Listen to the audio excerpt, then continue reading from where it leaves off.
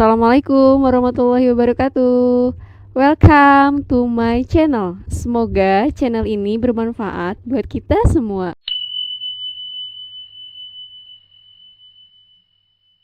Abdul Muthalib bernazar. Abdul Muthalib bernazar, kalau saja aku mempunyai 10 anak laki-laki, kemudian setelah semuanya dewasa, aku tidak memperoleh anak lagi seperti ketika sedang menggali sumur Zam-Zam, maka salah seorang di antara 10 anak itu akan kusembelih di Ka'bah sebagai kurban untuk Tuhan.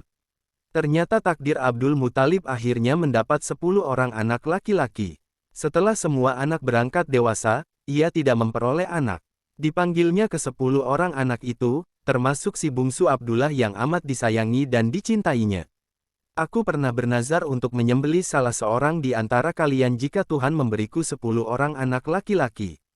Namun, aku tidak bisa menentukan siapa di antara kalian yang harus kusembelih. Oleh karena, aku berniat memanggil jurukit untuk menentukannya. Kurban Abdullah. Di hadapan patung dewa tertinggi Ka'bah Hubal, jurukit meminta setiap anak menulis namanya masing-masing di atas kit. Kemudian, ia mengocok anak panah tersebut dan nama anak yang keluar adalah Abdullah. Melihat itu, serentak orang-orang Quraisy datang dan melarangnya melakukan perbuatan itu. Abdul Muthalib disuruh menemui dukun. Dukun itu menyuruh mengundi kembali. Bila keluar nama Abdullah, maka diganti 10 unta.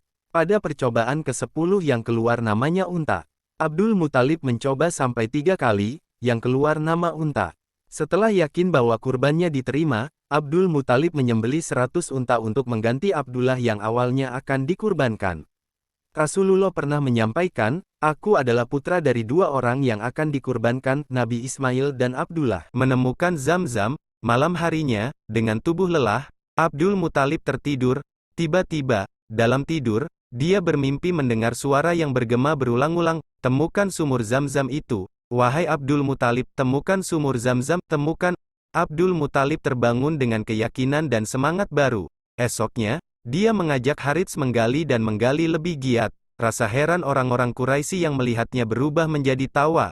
Kasihan Abdul Muthalib, mungkin dia sudah kehilangan akal sehatnya, kata mereka satu sama lain. Suatu saat, ketika mereka sedang menggali di antara berhala Isaf dan Naila, air membersit. Air, Harits, lihat, ada air, seru Abdul Muthalib saking kagetnya. Ayo kita gali terus, ayah, ayo gali terus. Sumur Zam-Zam ketemu, Quraisy minta bagian. Ketika mereka menggali lebih dalam, tampaklah pedang-pedang dan pelana emas yang pernah ditaruh oleh Muzaz bin Amr dahulu. Melihat penemuan itu, orang-orang Quraisy datang berbondong-bondong. Abdul Muthalib, mari kita berbagi air dan harta emas itu, pinta mereka.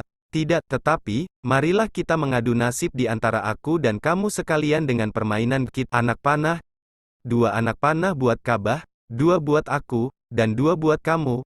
Kalau anak panah itu keluar, dia mendapat bagian.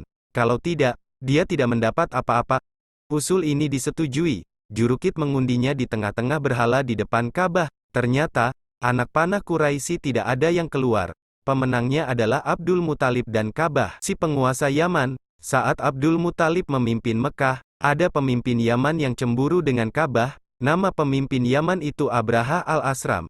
Dia heran kenapa Ka'bah didatangi orang tiap tahun.